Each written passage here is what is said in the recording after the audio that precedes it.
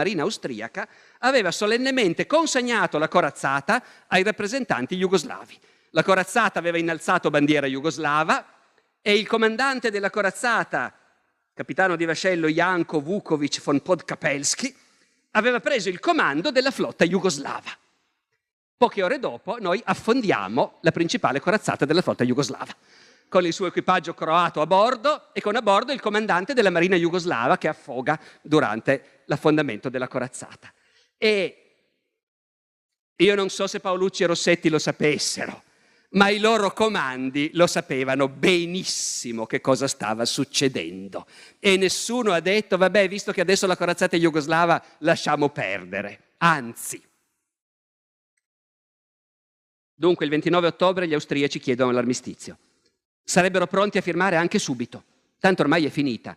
L'Austria non esiste più e l'esercito si sta ritirando in disordine.